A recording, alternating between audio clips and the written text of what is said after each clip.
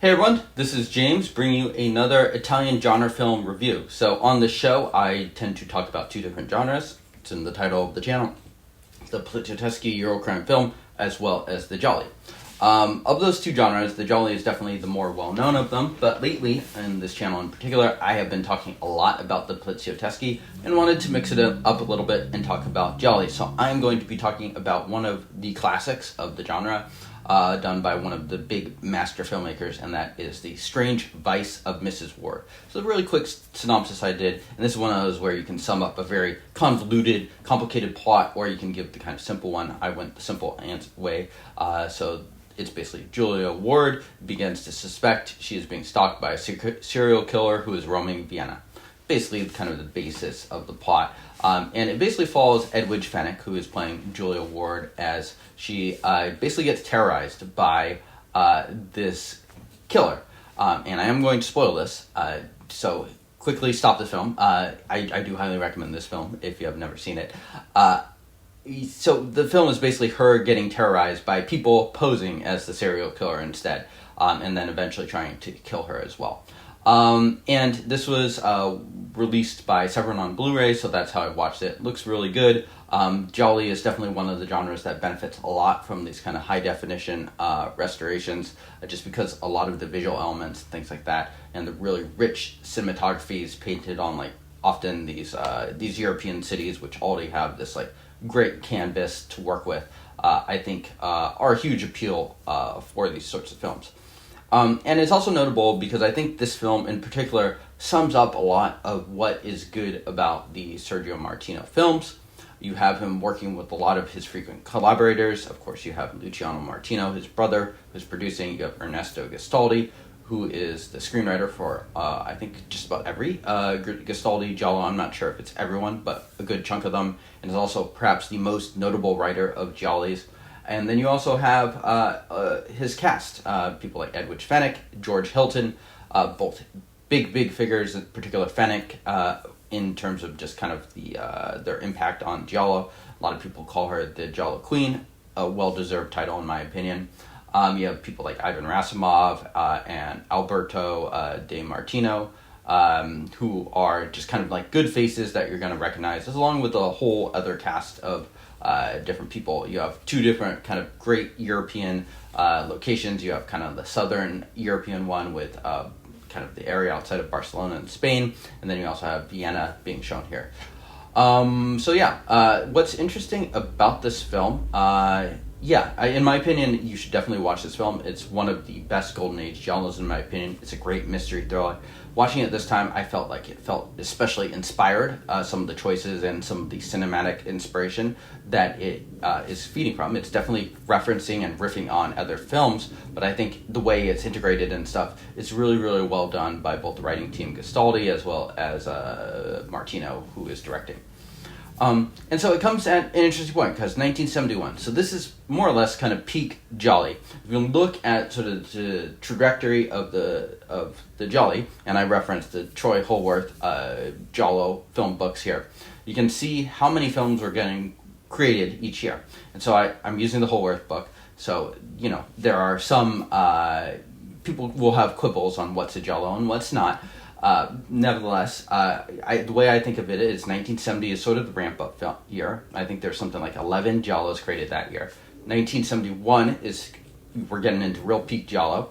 There's 24 films listed there. 1972, also peak Giallo. You have something like 30.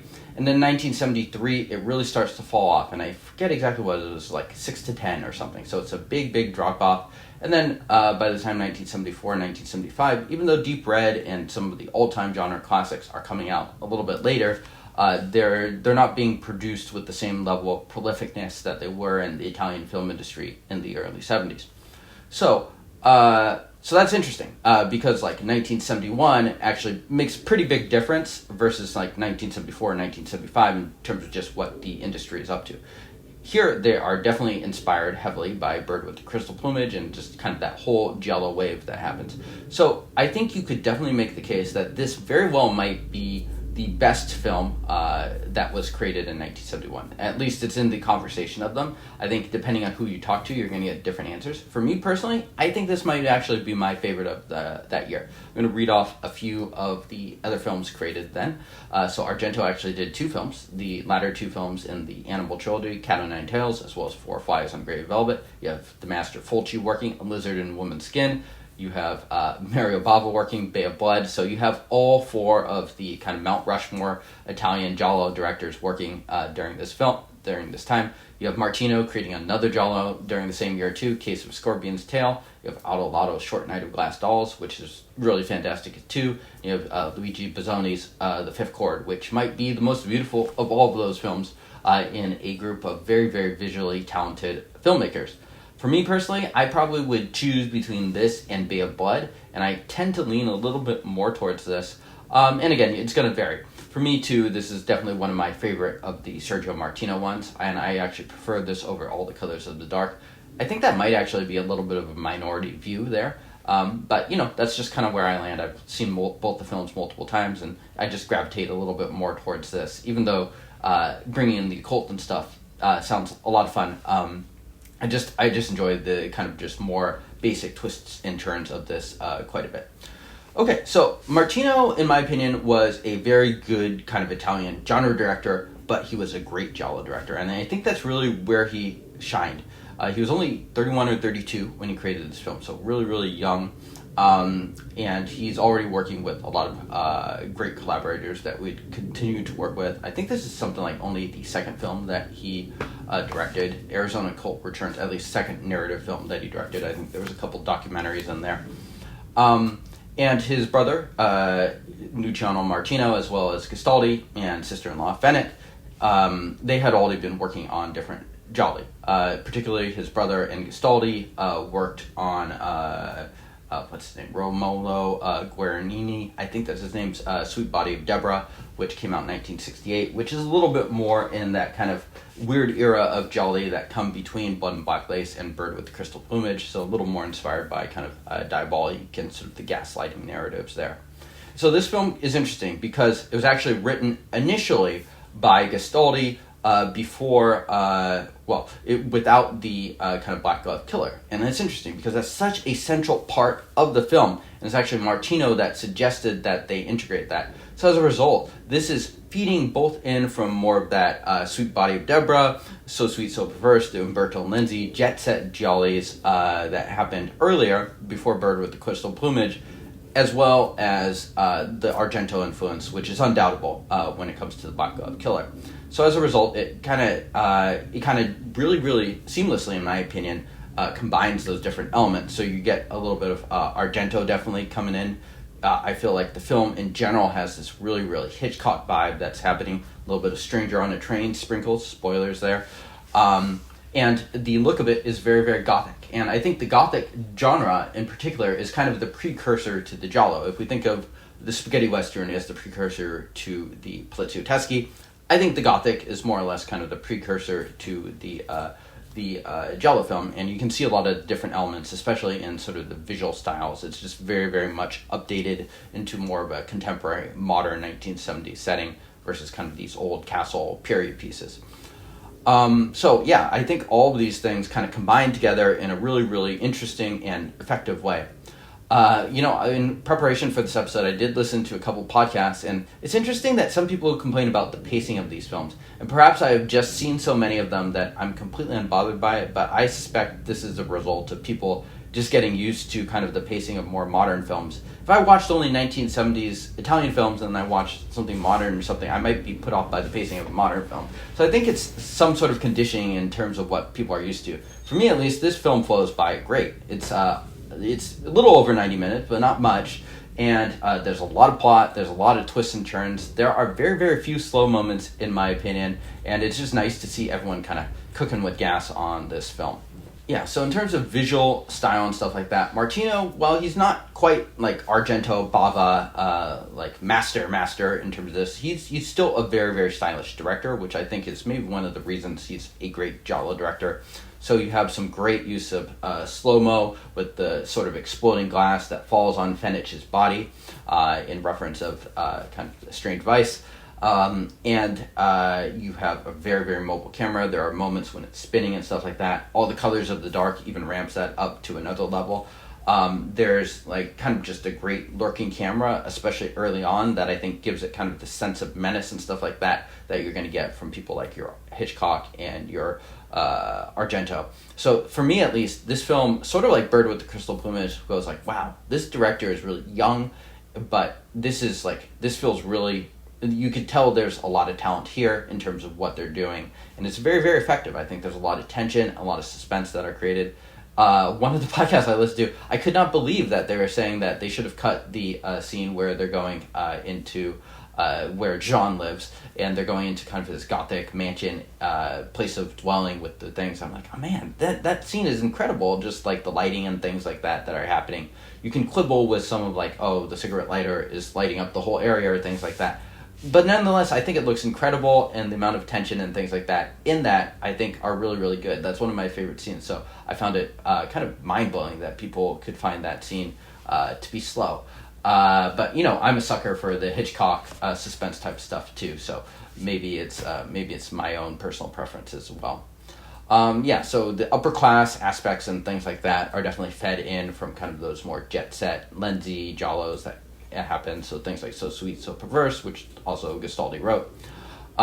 The soundtrack was done by Nora Orlandi, who is actually a woman. Not very common to find woman composers, certainly not in this era of Italian films. She does a good job. Some really nice classic kind of Italian lounge music. These films, I love so much of them, just like the different look of it, as well as the scores. Those are huge reasons that keep me into it. There's a comedic tone to a lot of this stuff that keeps it lighter. I think the comedy mostly works, and I'm not really a comedy guy, so I like how it's just sprinkled in a little bit. In particular, the Carol character has a lot of comedic roles before she is dispatched of in this film. Much has been said a bit about kind of like the social commentary of Giallo, about how a lot of it is centered around the changing roles of gender in society, about how women are kind of getting a little more steam and sort of men's angst over that. And you can definitely read this film in that way. So all three men in Mrs. Ward's life kind of represent something very different. And I think the film does a very economical job of showing that. You have someone like Ivan Rasimov, who is very, very handsome, but exudes menace and things like that. So he's one of those great faces that you can show him, and he looks like a bad guy. And so you just don't have to do that much. He's used somewhat similarly, I'd say, in Spasmo as well. You don't need a ton of screen time. You can have the guy come in for like a day or two onto the sets, film his scenes, and then he's kind of off on his own. So I really like how they use him here. He's also used very well in All the Colors of the Dark. Neil, who is the husband of Mrs. Wardh, and you could tell it's sort of like he's the very, very safe option and things like that. Again, he's used very, very economically in the film, so another good job there. And George, who is played by George Hilton, probably gets the most screen time, and he's one of the big genre faces here, just kind of like the big, classically handsome guy. And he's the one that you would expect would be the hero, and in a lot of Giallis he might be. But in this one, it does an interesting thing where the sense of menace and the people trying to kill you often come from more of the domestic side. In this film, it does too, but it actually comes from all three, because there is basically a strangers on a train scenario where they are swapping murders, but with an assist from John. So all three men are in on it in a conspiracy. And I think it's kind of ingenious, certainly in a way. Edwidge Fenech has kind of a role where in 2024 we might think of a little bit of Thankless, perhaps, where she's basically terrorized the entire film. I think she actually does a really, really good job. I think the screen holds her really well. The camera obviously loves her a lot, and I think she's a good actress. Personally, I mean, some people will say she's just beautiful and things like that. She certainly is beautiful, but I think she does quite a good job in this film. And I think if you were to replace her with a lesser actor, I think the film just falls apart, because this film is very, very centered on her. And I had forgotten that. I thought this was one of those giallos that was mostly about her, but kind of roamed around a little bit. But this is very much kind of the female-led giallo. And another interesting thing I thought about that too is Martino really had a lot more female-led Gialli during this period than someone like Argento. And you're like, oh, well, Argento definitely had some female-led Giallo, but almost all of his actually come much, much later in his career. Things like Stendhal Syndrome, Opera, Phenomena. I mean, his first 5 Giallo, which are the Animal Trilogy, as well as Deep Red and Tenebrae, so you're talking about 12 years of Giallo, those are all male-led films. So he was casting women in the lead in something like Suspiria, but they weren't necessarily the leads here. So in that sense, if you're to contrast the work at the same time between Martino and Argento, they're very, very focused on different things. And I think the female characters of a Martino film are definitely a little stronger, certainly during this time period compared to the Argento films. It's another thing that just sort of struck me at the time. This is the third time seeing the film.